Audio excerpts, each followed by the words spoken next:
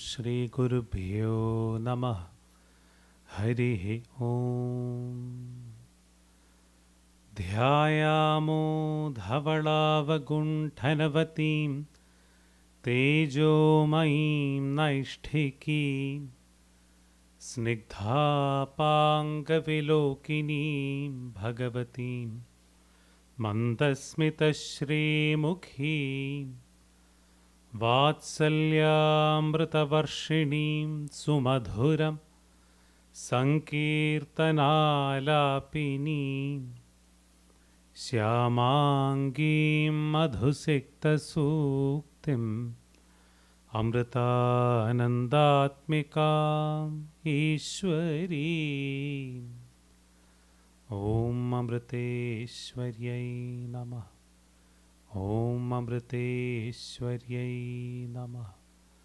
Om Amriteshwaryai Namah.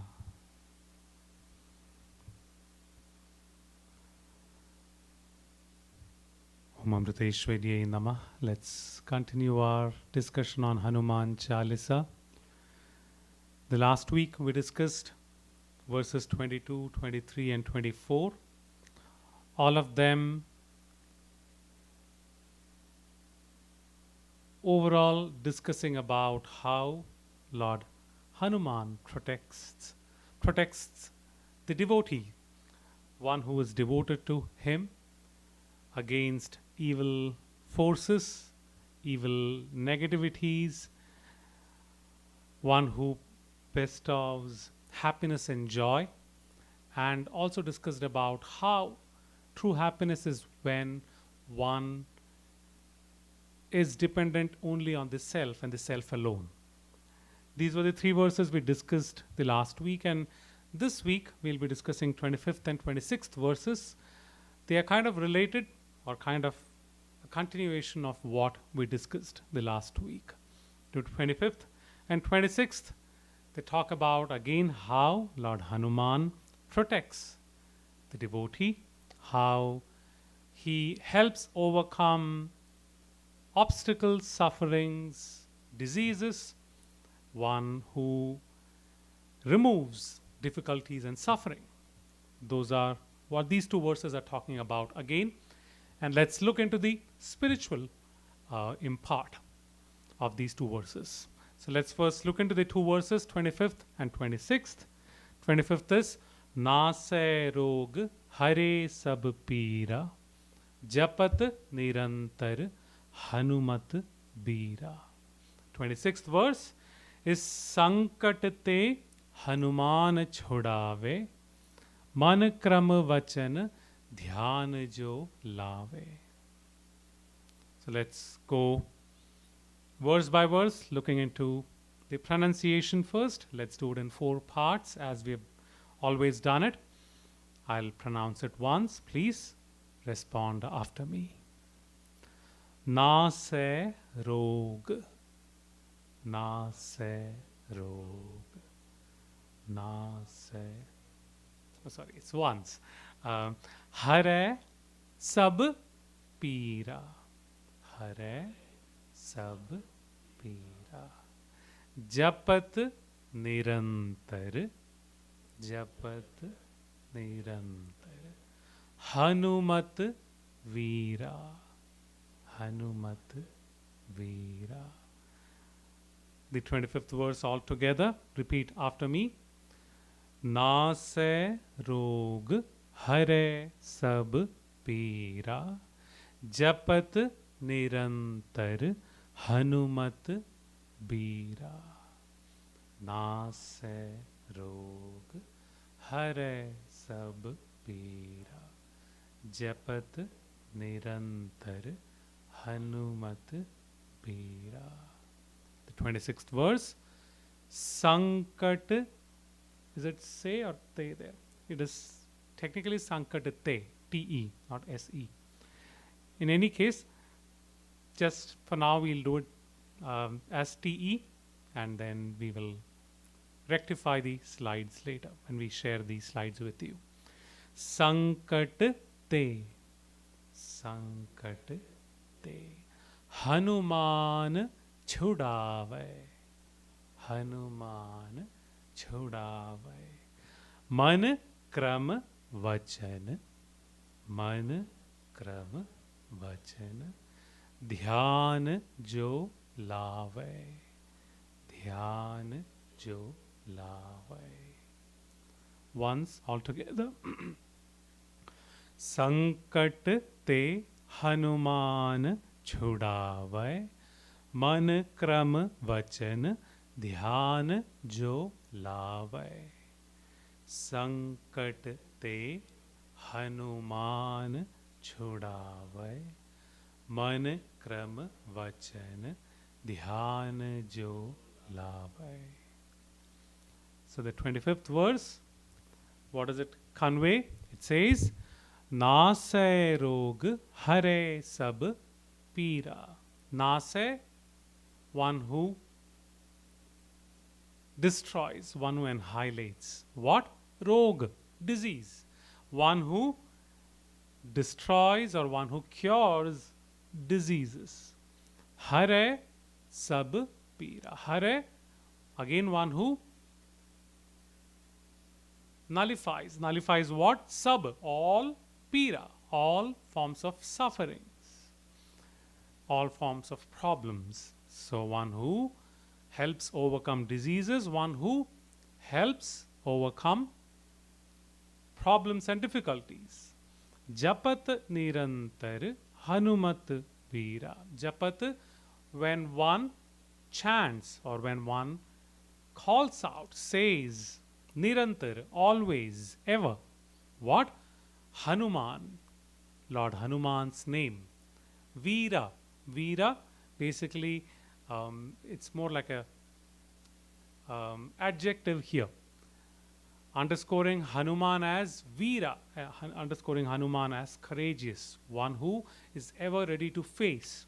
So the verse also conveys the importance of the attitude of facing something and not escaping the situation. So one whoever calls out to Hanuman always is in remembrance of Hanuman, the courageous one. For him, he will help overcome diseases, he will help overcome difficulties and problems. 26th verse, it says, Sankat te Hanuman chhodave. Sankat, again, adverse situations, things that are not pleasant in nature. Te, from. So from such situations, Hanuman, Lord Hanuman, chhodave, one who releases you from it, one who lets you escape from it. Or I shouldn't use the term escape. Escape basically means we are not facing it and we are trying to run away. Rather releases you from it. You face it and you get done with it, overcome it. Man kram vachan dhyan jo lave. Man, the mind, the thoughts. Kram, the actions. Vachan, the speech. The mind, the thoughts and the speech. Dhyan, meditation. Jo lave, one who brings meditation into the words that we speak, the thoughts that we process, and the actions that we perform.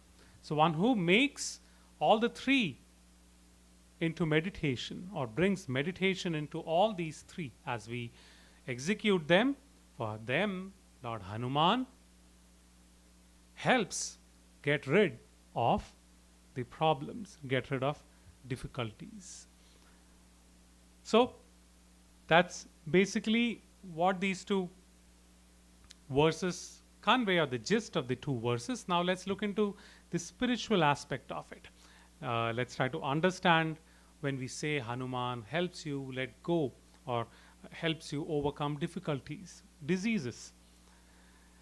To start with, there is this interesting form of Lord Hanuman, which we'll discuss a little more in detail after some time. But for now, a form of Lord Hanuman which is referred to as Panchamukhi Hanuman. We'll get to the slide later. The Panchamukhi Hanuman. Panchamukhi basically means Pancha, 5, Mukhi, one who has the face, faced, F-A-C-E-D. So 5-faced Hanuman, Panchamukhi Hanuman. So it is an incarnation or a form of Lord Hanuman with 5 faces. And we'll look into the, the, the context in which Lord Hanuman took that form as part of Ramayana. But before that, the 5 faces, they have various interpretations of what the 5 signifies. One of the interpretations of what the 5 signifies is the 5 pranas, the 5 vital forces in our body. And we have discussed the vital forces when we have discussed other scriptural texts. We have prana, apana, vyana, udana, and samana. What are the vital forces? We do a lot of things consciously. We move our hands, we blink our eyes, we speak something, we think something. But for this to happen, the body needs to be functional. And for the body to be functional, we have a lot of things in us which are completely involuntary. They are not consciously happening. The heart beating is not in our control. The lungs functioning, the kidneys filtering out the blood, the bladder holding out, the residual liquid, the intestine absorbing the nutrients, the stomach digesting the food. None of these are in our control. So what the scriptures point out is there are these 5 vital forces that are behind, or that are the forces that make these functions happen in our body. So what are the 5 forces?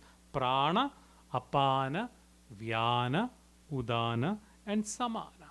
So prana, the vital forces that are between the mouth or the throat and up to the chest.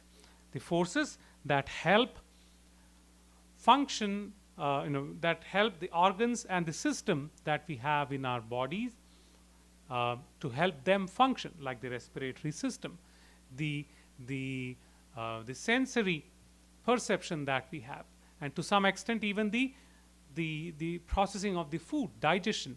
It starts right from the mouth. So prana. And then apana. Apana is the navel and below. So the reproductive system, the excretory system, etc. Prana, apana, vyana. Vyana is the pervasive vital force, the circulatory system, the nervous system, which kind of pervades all over our body. And then udana is the throat and above. Throat and above, which includes the brain, the sensories that the senses that we have. So it helps with our thought, with our speech, with our ability to think, and the central point of the nervous system, the central processing unit, the CPU of our body, the brain. And then samana. Samana is from the chest down to navel, which involves the gastro system, digestive system, metabolism, etc. So as to have the body function normally, we need all these 5 forces in shape, all 5 forces going as they need to. If there is any form of malfunction or any form of lack of these forces, that will materialize in some form or the other of a disease. It will materialize as a problem, as an ailment in our body. So the Pancha Mukhi Hanuman represents these vital 5 forces. And there are Panchamukhi Ganesha too. Again, one of the interpretation of these 5 faces is that one who helps us keep the vital forces going, the balance in our body, so that we overcome any form of ailments or diseases that we may have with the lack of these forces functioning in our body. So that is one way of looking at when we say Nasay Rog, one who eliminates diseases. Nasay Rog, the 25th verse that we looked into. Nasay Rog, Hare Sab Pira. So when you say Nasay Rog, one who eradicates or eliminates all diseases in our body, and not just looking at the physical body, rather the biggest disease that each one of us has is our ego. The ego is the worst disease one could have because it is very difficult to diagnose, it's very difficult to cure, and definitely very difficult to even prevent to a good extent. Unless and until we practice control of our mind and our senses, ego is going to materialize in some form or the other. The Indian scriptures, or in Sanskrit, the term used is bhava roga. Roga, disease. Bhava is basically, it's not a direct translation, rather it refers to the vicious cycle of one being born and dead again, born and being, you take birth and you die. We take birth and we die. There's this vicious cycle. So bhava roga refers to this vicious cycle, and we have discussed about this the previous scriptural texts that we have discussed, like Lalita Sahasranama, the 842nd name. We have Om Bhavaroga Gnyai Namah, one who eliminates, one who helps us overcome the disease. The disease of what? Birth and life cycle. One who helps us eliminate or get out of that vicious cycle. Bhavaroga Ghni, referring to the Divine Mother as Bhavaroga Ghni. Even Guru Gita, long time back when we discussed about it, even before we had the webcast happening, in Bhagavad Gita there is a verse that goes as Yogindra Medyam Bhavaroga Vaidyam Srimad Gurum Nityamaham Namami. Yogindra Medium, one who is at that ultimate state, the highest state, the epitome of this one who is at the epitome of states that one could be, highest amongst those who have mastered the various spiritual paths, mastered yoga, the ultimate union with the supreme truth, or ultimate union with the supreme. So highest among even them, Yogindra Medium, referring to the Guru. Bhavaroga Vaidyam, one who is a doctor, Vaidya, one who is a physician. Physicians who helps cure which disease?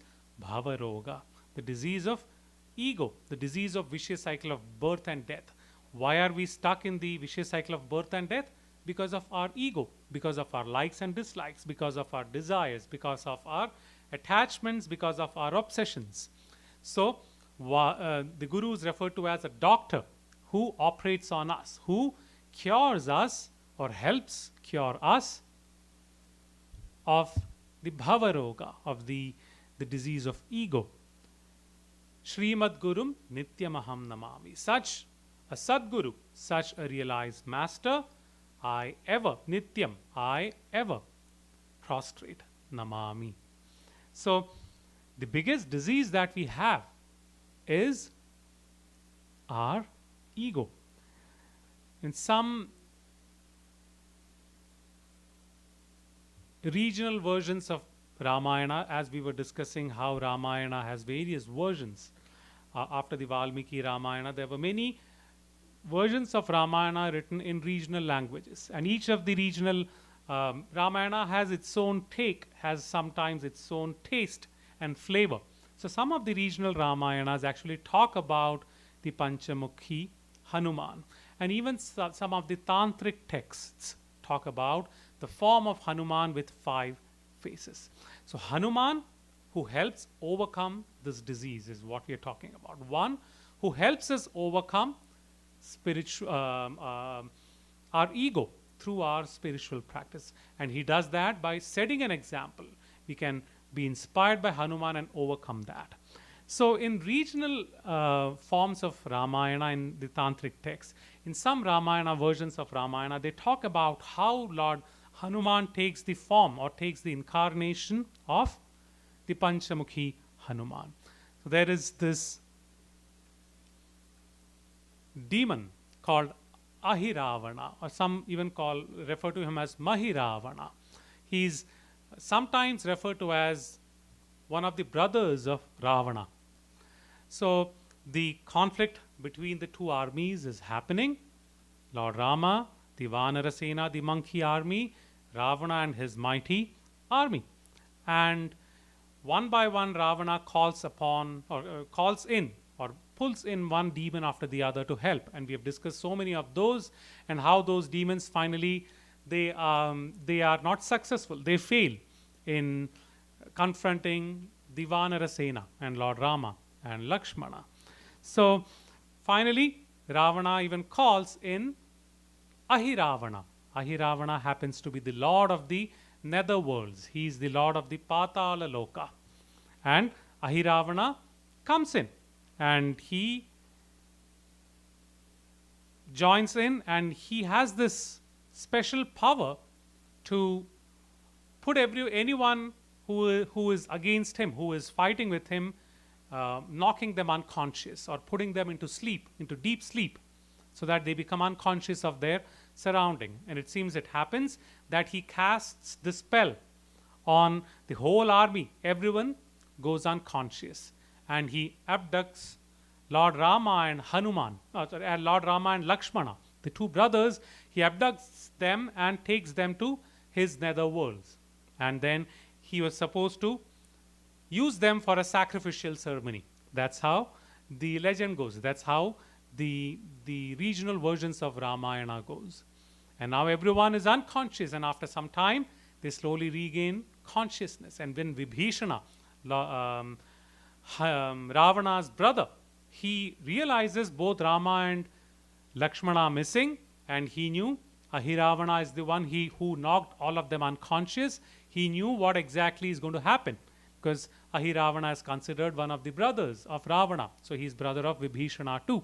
So he knew he has taken them to the nether worlds for sacrifice. So he immediately cautions Hanuman and tells him, you are the only one who could rescue Rama and Lakshmana. Go right away to the nether worlds and rescue Rama and Ravana. As usual, Hanuman springs into action. He is ever enthusiastic to help, to be of service. And he goes to the nether worlds and he confronts Ahiravana. And Ahiravana had this boon, it seems, wherein he cannot be defeated, or he has this spell casting power, unless and until someone blows out a set of a lamp with 5 wicks or 5 flames burning, and someone has to blow it out in a single blow, and it is very difficult to do so. And because they cannot do it, no one can defeat Ahiravana. So what does Hanuman do? He escapes, or he kind of what do you call for it? Wade around the spells that he casts, so that he would knock Hanuman unconscious. He dodges around these spells, and finally he gets to the 5 lamps. What does he do? He takes this form with 5 faces. Each face blows out each of the flame, and thus Ahiravana loses his power. Hanuman overcomes Ahiravana or Mahiravana, and then he brings Lord Rama and Lakshmana back. He rescues Rama and Lakshmana. So that's how the story goes. One who helps overcome when someone is in distress with his 5 faces. So what are the 5 faces? If you look at the image, the 5 faces, one definitely Hanuman, the monkey face. And then we have the Varaha, right? We have the Varaha, the wild boar face. And then we have the eagle face of Garuda. And then we have the lion face of Narasimha. And then we have the horse face of Hayagriva. So as a matter of fact, all the other 4 faces, they are related to Lord Vishnu, who is the sustainer, who helps overcome problems and hurdles in the creation, so that the balance of the creation is maintained. So Hanuman represents the monkey face, the monkey mind, the monkey senses, which are seldom under control. They keep hopping from one thing or the other in the mundane world. So Hanuman is the one who's the embodiment of someone who has controlled the monkey mind and brought the monkey mind to stillness. Hanuman. Then we have Varaha. Varaha is an incarnation of Lord Vishnu in form of wild boar. And wild boar represents the quality of strength and courage. Wild boar, if you look at wild boar when they get preyed in the wild, the boars are not easy to be hunted. They are someone who would turn around, come with their two horn tusks, and they come and attack you. Even when lions or tigers, animals much bigger than them, they try to attack, they try to hunt them, they won't just take that sitting down. They'll come back at you, they'll attack you. They may be inferior in strength, but still they have that courage to come back and attack. So wild boar represents that attitude of courage and strength to come back, never give up or give in. Third one is Garuda. Garuda is Lord Vishnu's Vahana, is Lord Vishnu's conveyance or vehicle. Lord Vishnu ascends the Garuda to go from one place to the other. And Garuda is eagle or a mythological eagle form, supreme or a supreme form of an eagle, so to say, not to trivialize the form of Garuda.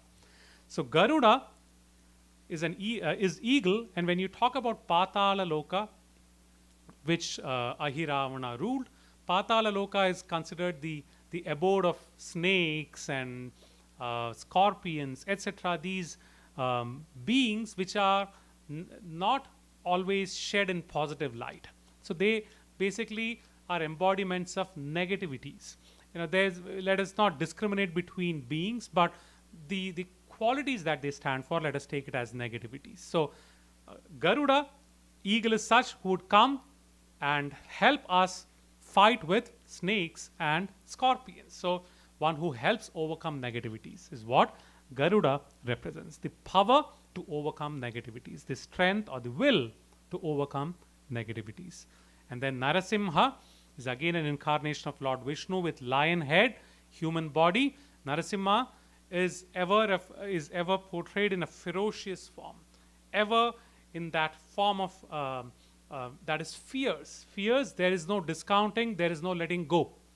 When we deal with our negativities, there is no room for some form of compromise here, telling, I will take care of you tomorrow. Anger, I will take care of you tomorrow. That tomorrow would never come. If we have to deal with anger, deal with it right now. Only then can we deal with it. So Narasimha represents that quality. There is no discounting, there is no procrastination, there is no compromise. Deal with it right now. And then we have Hayagriva, the horse-faced incarnation of Vishnu. Hayagriva is epitome of knowledge and wisdom. And we discussed with Lalita Sahasranama how Lalita Sahasranama was advised by Hayagriva when we discussed the Lalita Sahasranama text. So one needs to have wisdom, act with wisdom, needs to have knowledge so as to face any situation, to overcome negativities. So Hanuman with these 5 faces basically tells us we need all these 5 qualities so as to overcome Bhavaroga, so as to overcome the disease of ego. We need wisdom, we need the strength, we need no compromise attitude, we need the will to deal with the negativities, and finally we need the attitude of controlling, or we need the power of controlling our mind and our senses. Only when we execute these would we be able to overcome ego. So Lord Hanuman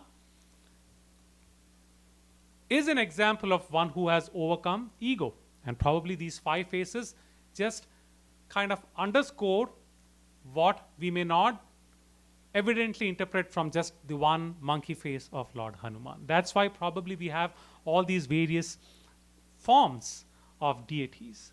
So one who has these 5 qualities calls out to Japat Nirantar Hanumat Bira. Lord Hanuman referred he is referred to as Veera here. We need to have these 5 qualities, and we need to have the courage. The courage, we need to have the attitude of facing these negativities and overcoming them. Only then would we be able to overcome our ego. And the 25th verse says, Hare sab pira, one who destroys all the sufferings. And then the 26th verse also says, Sankatate Hanuman chudave. Lord Hanuman releases you from difficult situations. All the sufferings are extinguished, all the troubles we get rescued from. So all our sufferings, again, are caused by what? Our own ego. We'll go with the same topic, continue with the discussion that we had. Once our ego is curtailed, our sufferings can be overcome. Life of a Mahatma, like Amma, it's not that they have adverse situations, it's not that they don't have sufferings in life. They do actually have it a lot. Just that they realize, Master, who has overcome the ego, they have the ability to decide whether I want to suffer or not. Sufferings do happen around them, but mentally they are not affected by it. They have the willpower to decide that I am suffering or not. If you look at Amma, is Amma suffering? Definitely not. If you look at Amma's example, there are people who go to Amma telling, Amma, I have thyroid issues, Amma, I have blood pressure issue, I have sugar, I have back pain, I have, this problem or the other. And most of the people, Amma responds telling, I have it too. Amma has these problems too. But is Amma suffering? Definitely not. When you see her give darshan, it feels like she has none of these problems. There are people who ridicule Amma. There are so many institutions that Amma runs, and every institution will have some problem or the other of its own kind. The university with students, it has its own problems. The housing project, Amrita Kutiram, has its own problem. There are the 101 village project, adopting 101 villages in India. It has its own set of problems, legal issues, social issues, issues with the government, etc. All of them have problems. There are so many ashram residents. Each one of them falling sick is a problem for Amma. Someone gets COVID, Amma needs to call them. So all of them, if you really look at it, is a problem, is a suffering, is a burden for Amma. But does Amma consider it burden? No. She doesn't let any of these affect her. So one who has the mind under control, one who has the ego under control, they can dictate terms. They can decide whether the situation is a problem for me or not. And when we usually think about problems, when we think about difficulties, one thing that usually crops in is the topic of astrology. You immediately go to an astrologer, find out what is the problem, etc. So when we talk about astrology, we have various planets, the 9 planets, or 9 planetary objects, which we refer to as planets in astrology. So we have Sun, the Surya Deva, and Sun has his offspring, which is Shani, Saturn, the lord of the planet of Saturn. So Sun is all brilliant.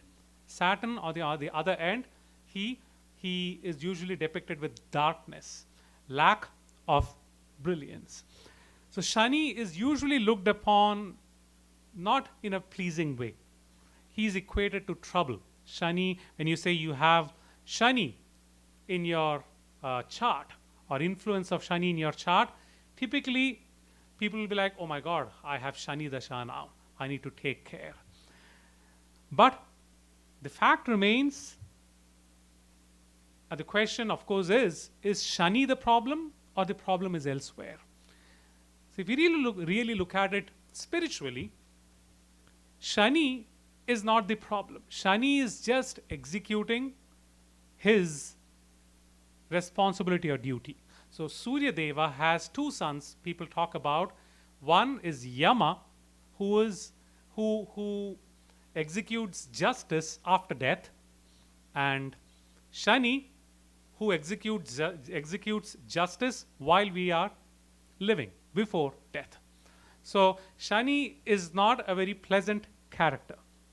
So the question is Shani the problem? All he's doing is he's just executing justice. And how is the justice executed? Based on what we perform. Our actions is what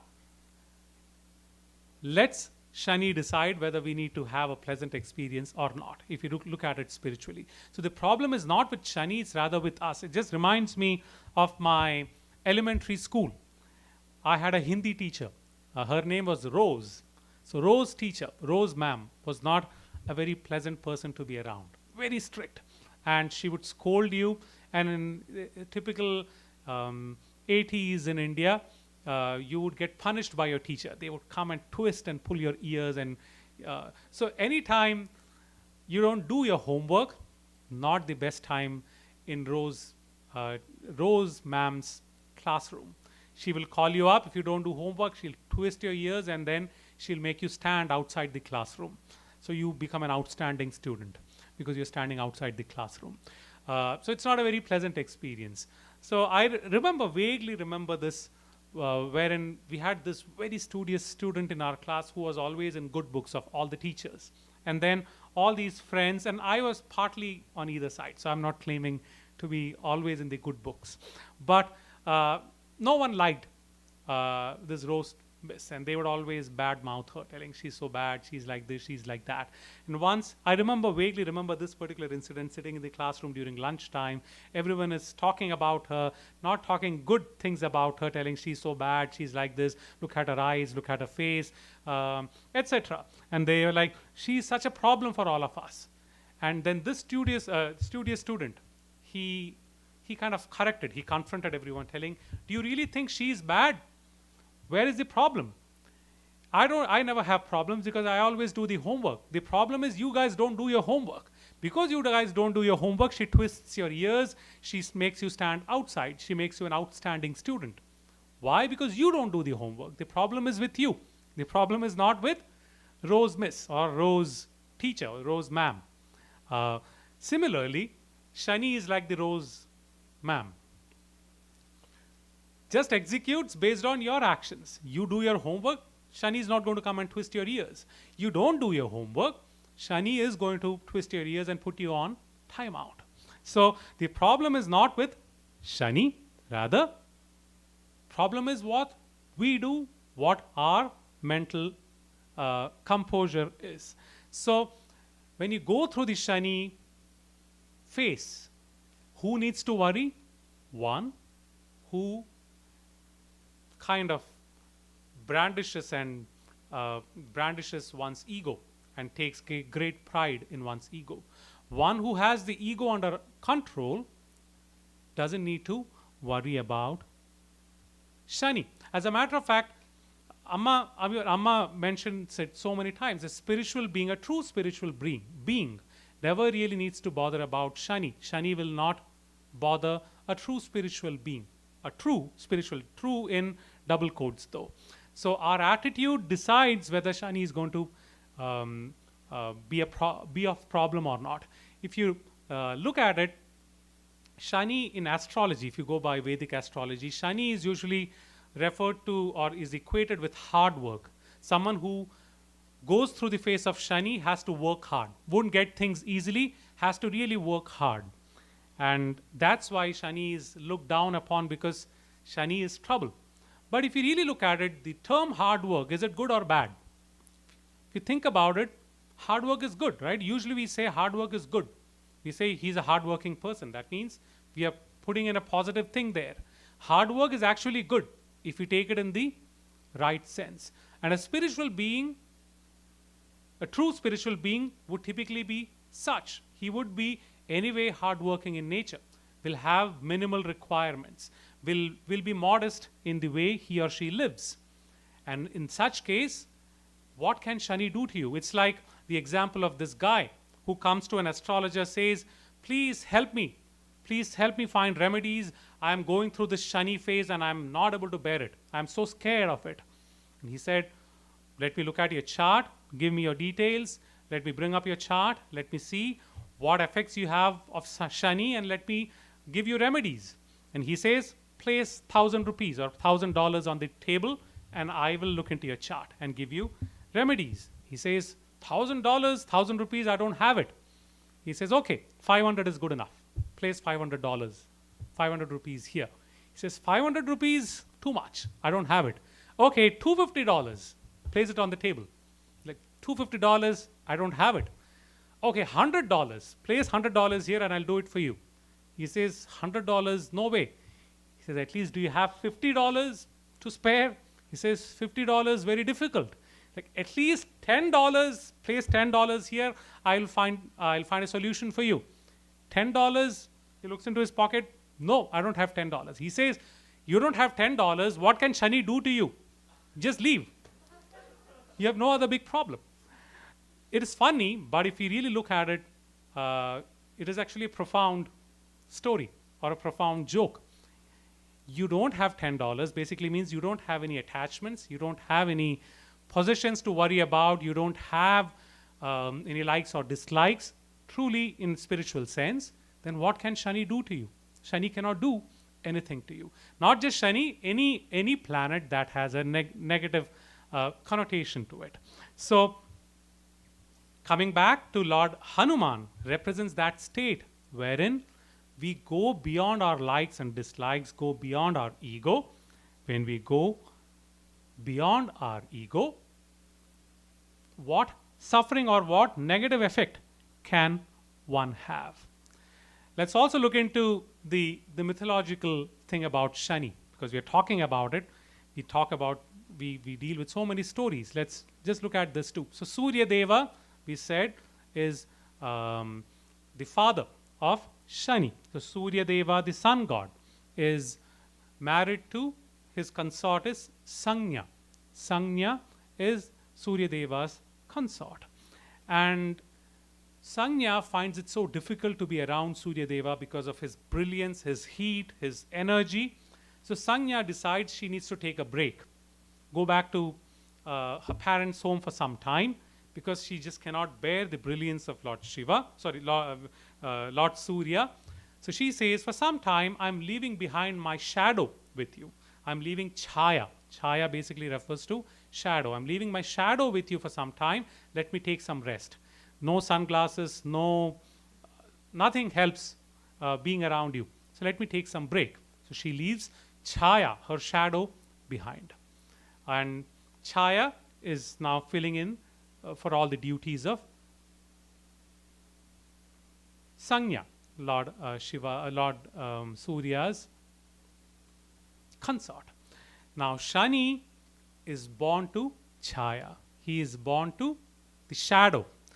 And Sanya, Chaya, as she was pregnant with Shani, the belief is that she was so devoted to Lord Shiva, she was ever in penance, remembering Lord Shiva, dedicated to Lord Shiva.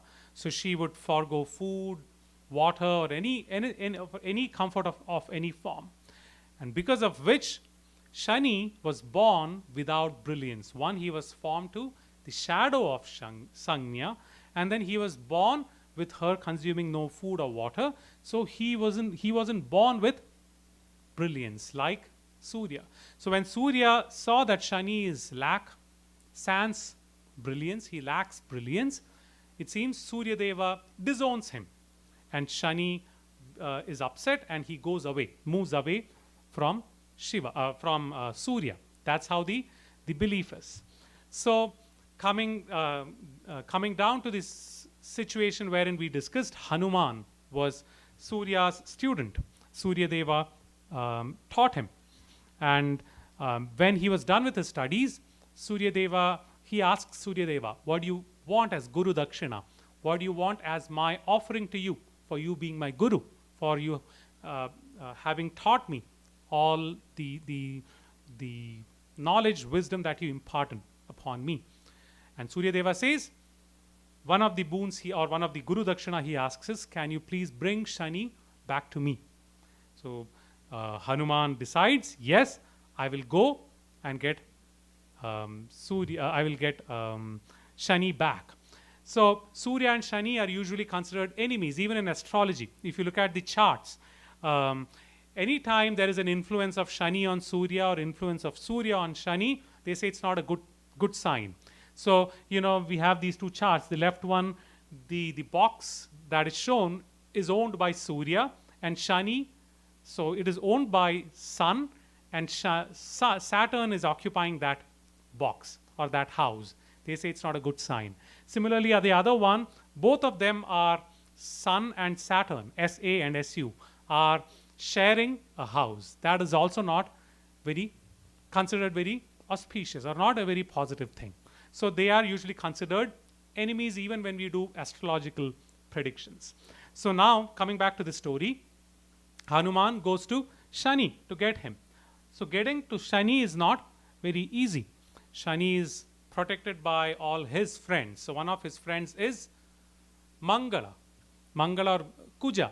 He is the lord of Mars in the astrological system. So Kuja is referred to as commander-in-chief, someone who is the lord of conflicts, lord of, the term war or something like that. Yes, one who takes you and may not always be in a positive way. So Mangala comes to confront Hanuman, and Hanuman just overpowers him in a jiffy. He is very powerful. And then he comes to Shani, and Shani is also confronting Hanuman, and Shani pounces on Hanuman is how the story goes. And when he pounces on Hanuman, it's like that. Usually people say Shani is casting his sight on you. When that happens, we get into trouble, is how the belief is. So Shani pouncing on you is all the more a dramatic thing. But when he pounces on Hanuman, we discussed, one who is spiritually elevated, one who has reached the ultimate spiritual state, none of these matters. So how is that depicted in the story? Hanuman starts growing and growing and growing and growing and growing and growing big, so that Shani becomes like a speck on his back. Shani is of no significance, and he corners him against the wall or against the ceiling, and Shani is now all stuck there against Hanuman's strength. And what we are talking about here is our spiritual strength. When we have the spiritual strength, when we have control over our ego, Shani we can corner Shani. We can be a problem for Shani, is what the story depicts. So then Shani realizes he has a problem. He says, please forgive me. I will listen to whatever you tell me. And then Hanuman comes back to his normal form. He says, I've come here to fetch you to your father, Surya Deva. And Shani obliges. And he goes with him to Surya Deva, and they reunite. And in that joy of reuniting with his father, Shani grants a boon to Hanuman, telling, you have done such a great deed for me. I grant you a boon that when your devotees call out to you on a Saturday, because Shani, the Saturday is the day of Shani. That's why it's referred to as Shani Vasara or Shanivar in Indian languages. In Sanskrit, it is referred to as Shani Vasara, the day that Shani rules, the Saturn rules, Saturday. So Shani says, anyone who worships you, calls out to you on Saturday, will not be affected by my sight, my spell, spell through my sight on them. And then Mangala, Kuja also joins in. Mars, the lord of Mars, also joins in, telling Mars is Mangala Vasara. Mangala Vasara is Tuesday. So on Tuesdays, someone worships you, even they will they'll not be affected by my influence. Their mind will not be affected by my influence. And therefore, Hanuman is referred to as Sankatate Hanuman Chudave, one who rescues you from difficulties, and one who Hare Sab Pira, one who annihilates, destroys all problems and troubles and worries. Again, we need to understand that in spiritual sense, because Hanuman represents that state of egolessness. Once we get to that, automatically we overcome these problems. And when or how can someone get to that state, the 26th verse, second part says, Man krama vachan dhyan jo lave. The negative effects will not, or the negative effects will not influence us when one devotes oneself to Hanuman. And how can we devote ourselves to Hanuman? Mana, vachana, krama. Mind, thoughts, speech, and actions. When we dedicate, when we bring dhyana, when we bring meditation to all these three things that we do, that's the best way to worship Hanuman. Be it Tuesday or Saturday, we do that every day, we'll be least affected by Shani. But at least to have a starting point, we have Saturday and Tuesday. If we are not able to practice it every day, why not at least Saturday and Tuesday? That's why all these various traditions have come in. It's like Mother's Day. The first Sunday of May is Mother's Day. That doesn't mean you don't love your mother other days. At least one day you need to remember that I need to love my mother in case I have ignored her. Similarly, Saturday and Tuesday just are those days to remind us that every day can be like that. So, coming back to the point, what were we discussing? One who devotes to Hanuman. When you say one who devotes to Hanuman, it is by bringing Shraddha, by bringing meditation into our thoughts, our speech, our words, and our actions. If you look at Mahatma's examples, Amma's example, Amma practices Shraddha every moment. Amma says meditation, sitting down with our eyes closed, is just the starting point. It's just the tip of the iceberg. Actual meditation is when every moment of our life, if we execute it with Shraddha, that becomes meditation. Then we are meditating all the while. I remember once one of the satsang members was asking me, Amma gives darshan for so long. When does she get time to do archana and meditation? Does she go back to her room and do archana and meditation, 1,000 names and meditation? I was telling her, what do you think she was doing here? Just look at her darshan. That itself a perfect example of Shraddha, perfect example of meditation. When Amma embraces someone, whispers, my dear child, or don't worry, that is 1,000 names. She's probably doing 10,000 names every day. She whispers into everyone's ears. That is archana, nothing more than that. And Amma just being there itself is meditation. And I've given this example a zillion times now during scriptural discussion sessions we have had. When Amma is giving darshan to someone, she's completely with them. Her Shraddha, she practices Shraddha completely there. She's completely with them there. She's with them, listening to their problems. If they are crying, she's crying with them. If they are laughing, she's laughing with them. If they have a problem, she gives them solution. She's right there completely with them. At the same time, there's a question line on the side. She's completely with them too.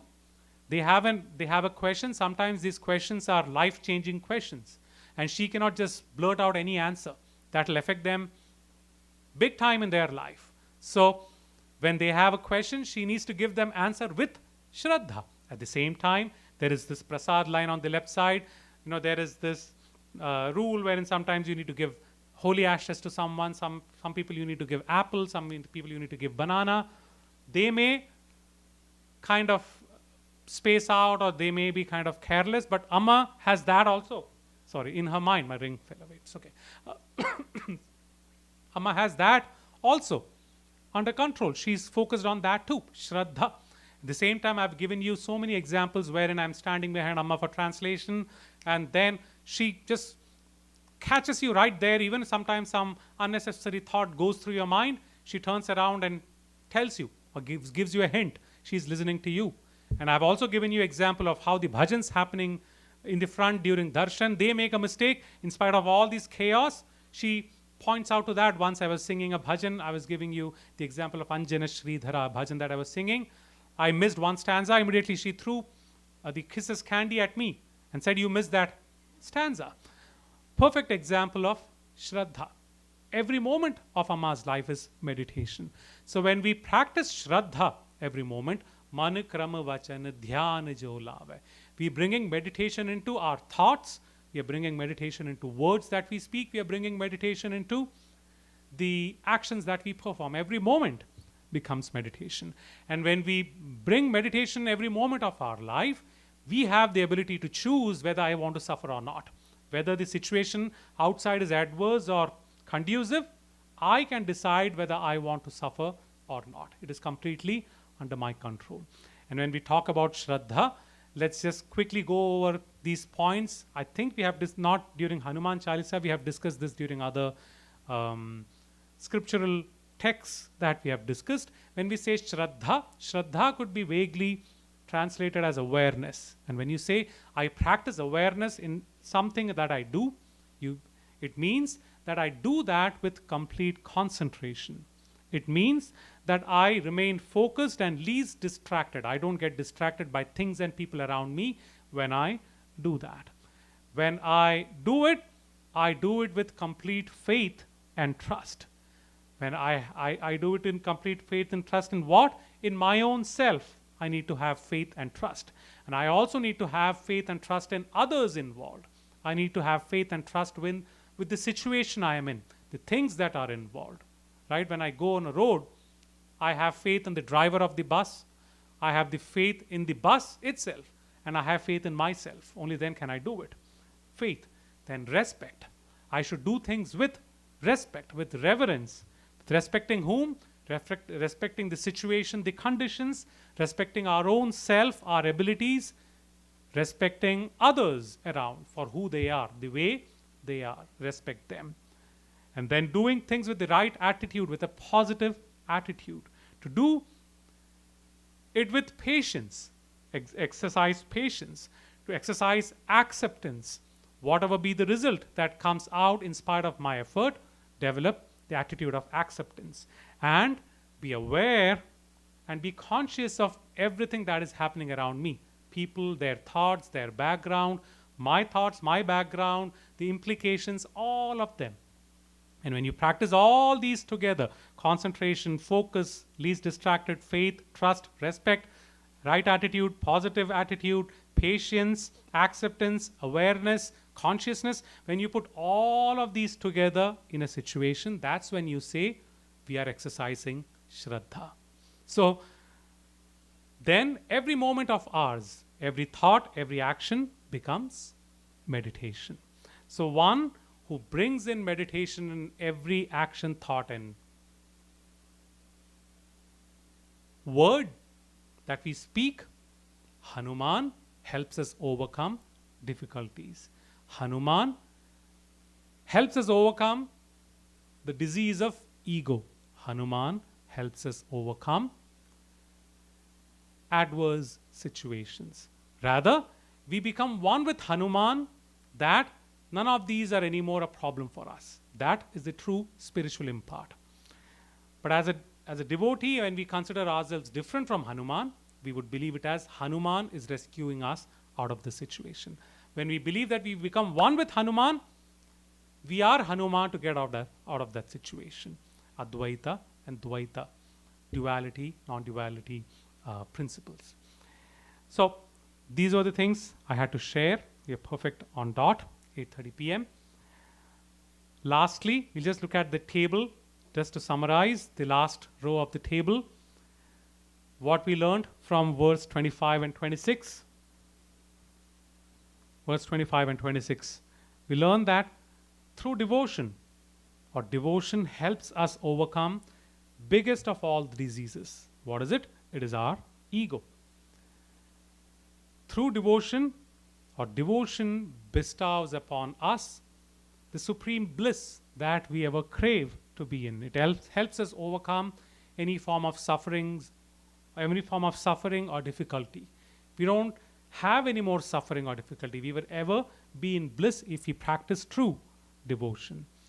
We definitely need to have the constant effort that we put in, and we need to remember, call out Japata Nirantara, always call out and chant Lord Hanuman's name, which is very essential in that path. And finally, we need to practice Shraddha in the actions that we perform, the words that we speak, thoughts that we process. That's when we truly are following the path of devotion. So those would be the points I wanted to discuss. So let's conclude the discussion here and move on to singing or chanting Hanuman Chalisa. Give us a couple of minutes. We'll be ready with the instruments and the mic, and we will sing together, chant together Hanuman Chalisa. Om Amriteshwariyai Namah.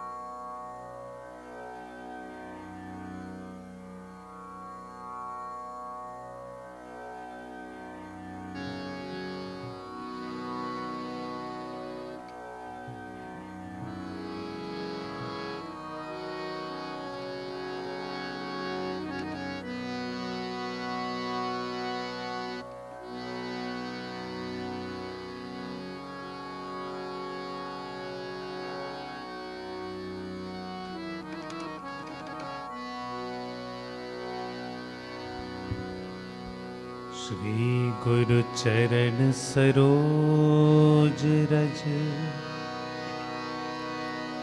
निज मन मुकुर सुधारि बरना रघुबर बिमल जसु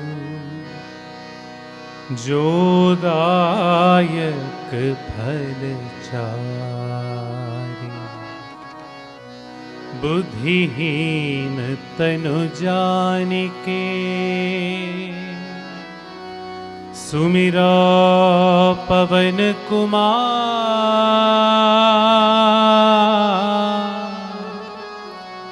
बल बुद्धि विद्या देहु मोहि हरहु कलेस विकार।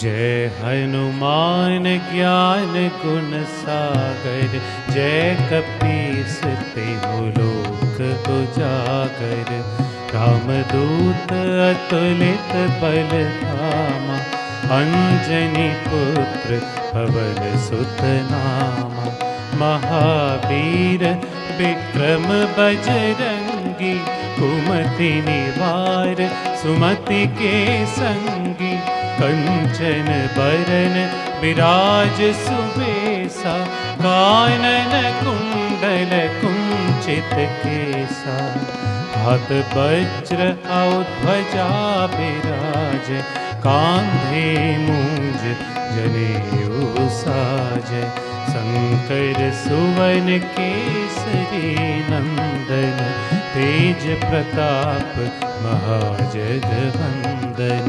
विद्यावान गुणी अति चातुर राम काज करिबे को आतुर प्रभु चरित्र सुनिबे को रसिया राम लखन सीता मन बसिया।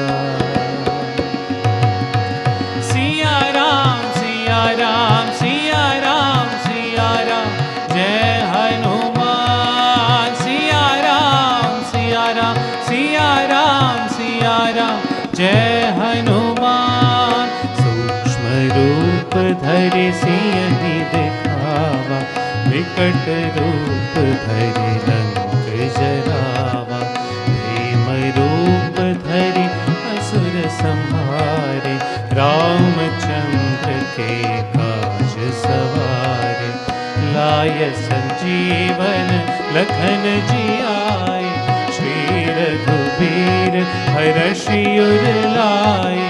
रघुपति कीन्ही बहुत बढ़ाई, तुम मम प्रिय भरत सम भाई। सहस बदन तुम्हरो जस गावै, हस कहि श्रीपति कंठ लगावै। सनकादिक ब्रह्मादि मुनीसा, नारद सारद सहित अहिसा। जम कुबेर दिगपाल जहाते, कवि कोविद कहि सकै कहाते। तुम उपकार सुग्रीवहि कीन्हा, राम मिलाय राजपद दीन्हा। सिया राम सिया राम सिया राम सिया राम, जय हनुमान। सिया राम सिया राम सिया राम सिया राम, जय हनुमान। तुम्हारो मंत्र विभीषण माना, लंकेश्वर भय सब जग जाना। जुग सहस्र जो जन पर भानु, लील्योताहि मधुर फल जानु। प्रभु मुद्रिका मेली मुख माही, जलधि लांघि गए अचर जनाई। दुर्गम काज जगत के जेते, सुगम अनुग्रह तुम्हरे तेते। राम दुआरे तुम रखवारे, होत न आज्ञा बिनु पैसारे। सब सुख लहै तुम्हारे सरना, तुम रक्षक काहू को डरना। आपन तेज सम्हारो आपै, तीनों लोक हाँकते कापै। भूत पिशाच निकट नहीं आवै, महावीर जब नाम सुनावै। सिया राम सिया राम सिया राम सिया राम, जय हनुमान। सिया राम सिया राम सिया राम सिया राम, जय हनुमान। नासे रोग हरे सब पीरा, जपत निरंतर हनुमत बीरा। संकट ते हनुमान छुड़ावै, मन क्रम वचन ध्यान जो लावै। सब पर राम तपस्वी राजा, इनके काज सकल तुम साजा। और मनोरथ जो कोई लावै, सोई अमित जीवन फल पावै। चारों जुग परताप तुम्हारा, है परिसिद्ध जगत उजियारा। साधु संत के तुम रखवारे, असुर निकंदन राम दुलारे। अष्ट सिद्धि नौ निधि के दाता, असबर दीन जानकी माता। राम रसायन तुम्हारे पासा, सदा रहा रघुपति के दासा। सिया राम सिया राम सिया राम सिया राम, जय हनुमान। सिया राम सिया राम सिया राम सिया राम, जय हनुमान।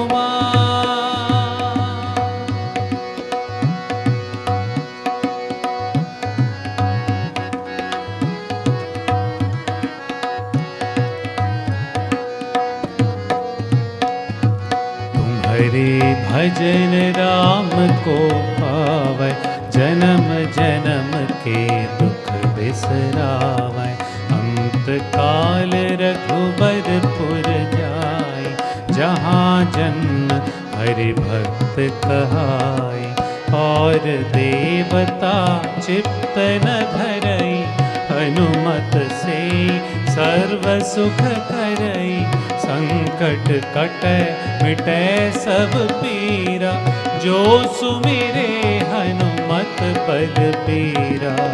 जय जय जय हनुमान गोसाई, कृपा करहु गुरुदेव की नाई। जो सत बार पाठ कर कोई, छूट ही बंधि महासुख होई। जो यह पढ़े हनुमान चालीसा, होय सिद्धि साखी गौरीसा। तुलसीदास सदा हरि चेरा, कीजे नाथ हृदय मह डेरा। कीजे नाथ हृदय मह डेरा। पवन तनय संकट हरन, मंगल मूर्ति रूप। राम लखन सीता सहित, हृदय बसहु सुरभूप।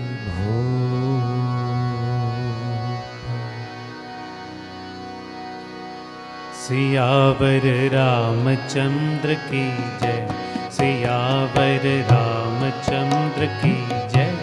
पवन सुत हनुमान की जय, पवन सुत हनुमान की जय। ओ माता सीता की जय, ओ माता सीता की जय। ओ भ्राता लक्ष्मण की जय, ओ भ्राता लक्ष्मण की जय। भरत और शत्रुघ्न की जय, भरत और शत्रुघ्न की जय। सियावर रामचंद्र की जय, सियावर रामचंद्र की जय। पवन सुत हनुमान की जय, सियावर रामचंद्र की जय। पवन सुत हनुमान की जय, सियावर रामचंद्र की जय। पवन सुत हनुमान की जय, सियावर रामचंद्र की जय। पवन सुत हनुमान की जय, सियावर रामचंद्र की जय। पवन सुत हनुमान की जय, सियावर रामचंद्र की जय। पवन सुत हनुमान की जय, सियावर रामचंद्र की जय। पवन सुत हनुमान की जय, सियावर रामचंद्र की जय। पवन सुत हनुमान की जय, सियावर रामचंद्र की जय। पवन सुत हनुमान की जय।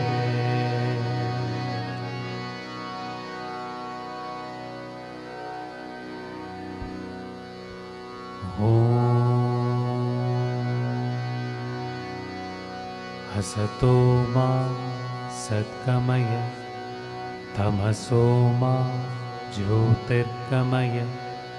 मृत्योर्मा अमृतं गमय। ॐ शान्ति शान्ति शान्तिः। ॐ लोकाः समस्ताः सुखिनो भवन्तु। लोकाः समस्ताः सुखिनो भवन्तु। लोकाः समस्ताः सुखिनो भवन्तु। ॐ शान्ति शान्ति शान्तिः। ॐ श्री गुरुभ्यो नमः। हरिः ॐ।